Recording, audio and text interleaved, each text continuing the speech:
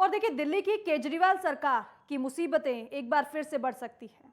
दिल्ली के उपराज्यपाल विनय कुमार सक्सेना ने नई एक्साइज पॉलिसी के खिलाफ सीबीआई जांच की सिफारिश की है।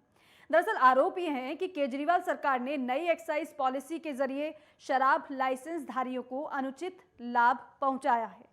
बताया ये जा रहा है कि एलजी वीके सक्सेना ने मुख्य सचिव की रिपोर्ट के बाद सीबीआई जांच की सिफारिश की है और इस रिपोर्ट में यह कहा गया है कि नई एक्साइज पॉलिसी में नियमों की अनदेखी कर टेंडर दिए गए। आपको बता दें कि दिल्ली के उपराज्यपाल ने जैसे ही सरकार की एक्साइज पॉलिसी की सीबीआई जांच की सिफारिश की, उसके बाद से बीजेपी और आप में जुबानी जंग छिड़ गई। दिल्ली के सीएम अरविंद केजरीवाल ने कहा कि मुझे बीजेपी के कुछ लोगों ने कहा था कि मनीष सिसोदिया की गिरफ्तारी हो सकती है, लेकिन हम उनसे डरने वाले नहीं हैं। केजरीवाल ने उन्हें कट्टर ईमानदार बताते हुए कहा कि उन्हें जेल और फांसी से डर नहीं लगता। तो वहीं बीजेपी ने प्रेस कॉन्फ्रेंस कर केजरीवाल पर निशाना साधा। मीनाक्षी लेखी ने कहा कि केजरीवाल ईमानदारी का सर्टिफिकेट ना बांटे। केजरीवाल सवालों से भागते हैं।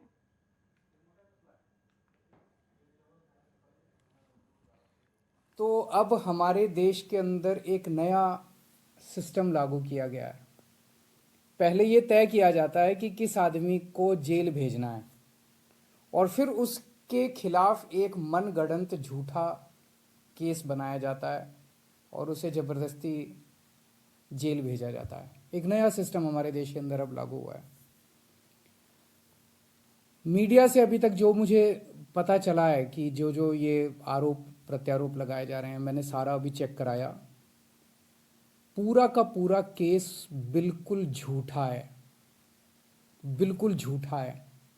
उसमें रत्ती भर की भी सच्चाई नहीं है। मैं मनीष सिसोदिया को 22 साल से जानता हूं। सन 2000 में पहली बार मिला था मनीष जी से। एक बेहद कट्टर ईमानदार आदमी है, कट्टर देशभक्त आदमी है। काम के अभाव में होटल, अस्पताल, बाकी चीजें बंद पड़ी थी। अस्पतालों का क्या हाल था आप सब जानते हैं।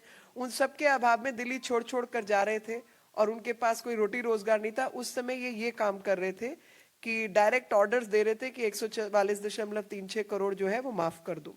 कि L1 का जब टेंडर लगता है किसी भी कंपनी का, तो उस L1 के टेंडरिंग से पहले आपको कुछ जो है अर्नेस्ट मनी डिपॉजिट देना पड़ता है। वो अर्नेस्ट मनी डिपॉजिट जो है 30 करोड़ का दिया गया एक कंपनी द्वारा। वो काम नहीं करके आप अपना सरेंडर कर देते हैं, तो जो आपका अर्नेस्ट मनी डिपॉजिट है वो फोरफीट हो जाता है, वो सरकारी खाते में, खजाने में चला जाता है। लेकिन इस केस के अंदर ये जो 30 करोड़ रुपए थे, बिना अप्रूवल, बिना प्रोसेसेस, बिना नियम, बिना कानून फॉलो किए हुए उस कंपनी को वापस किया गया।